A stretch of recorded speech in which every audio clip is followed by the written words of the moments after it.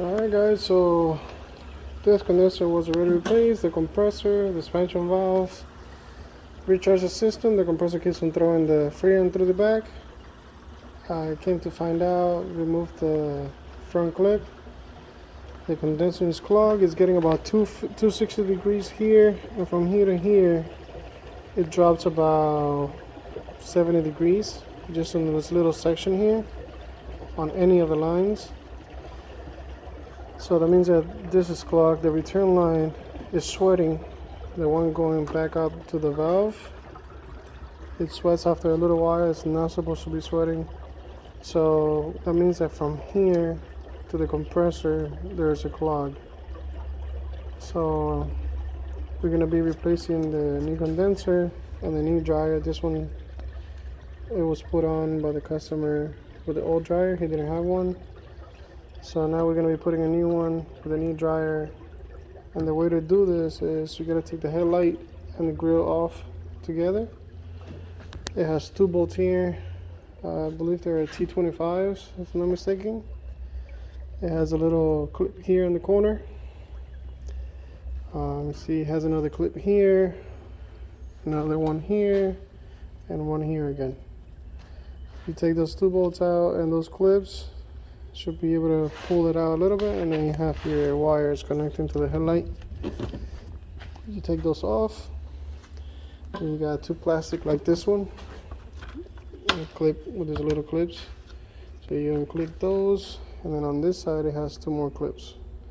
You unclip those two, and then after that you got obviously to drain the system out. You got the high pressure line coming in from the compressor. That's a 13. You're gonna take that off. On this side you got your power steering, I'm assuming, lines coming in. That's a 10. You're gonna take those off.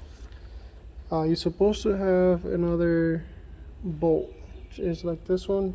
I believe there's an 8 down there, but obviously this one was already replaced and they never put it back.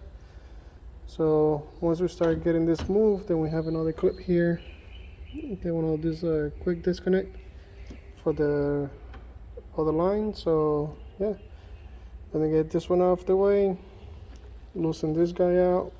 Then obviously we already have movement, and we can unclick that one, and then we'll put the new one in and reverse the process.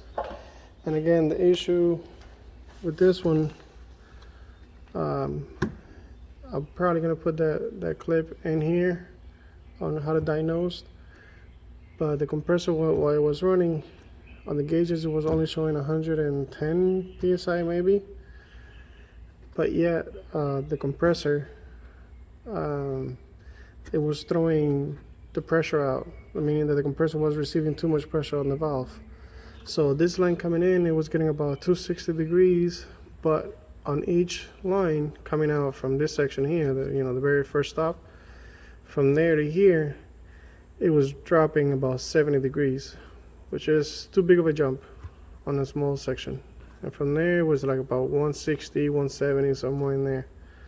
So that gives me to believe that this condenser is faulty. It shouldn't be getting that much of, high pressure on this corner and so on. And this line, it will burn you as soon as you touch it. It will blister your finger how hot it was getting. And the thin line coming out of the condenser, it was sweating. So I don't know if, see, still sweating. That line is just not supposed to sweat at any point. That's a hot line, not a cold line. So yeah, let me take this off, put the new one in, bolt the process back again. But before obviously I'm putting before the headlights and whatnot, I'm gonna recharge the system, make it run. Everything goes smooth, and I click the face on. So yeah, let me remove this, get the new condenser, slide it back in place, and recharge the system. Vacuum and recharge the system. Alright guys, be right back. Alright guys, so we got the new one. We already put the bolt in. We hook up here and the other line. Put up there. A new dryer. And now we're going to vacuum the system recharge the system all over again and see what we get. Alright, let's get that done. Alright guys, so we're getting 173 instead of 260. 157, 120 or so instead of 260. So everything is back on where it's supposed to be. AC is working. Now we actually got pressure on the high side. Before it wouldn't go above 110. So everything is pretty much where it's supposed to be. You know, inside the car we're getting about 40 to 43 degrees. And the numbers are perfect where they're supposed to be. So yeah. Alright guys, now we just gotta put it in the face. We just gotta put it in the face, flip everything back together where it's supposed to be, and let it run for a little longer and see if we start condensating on the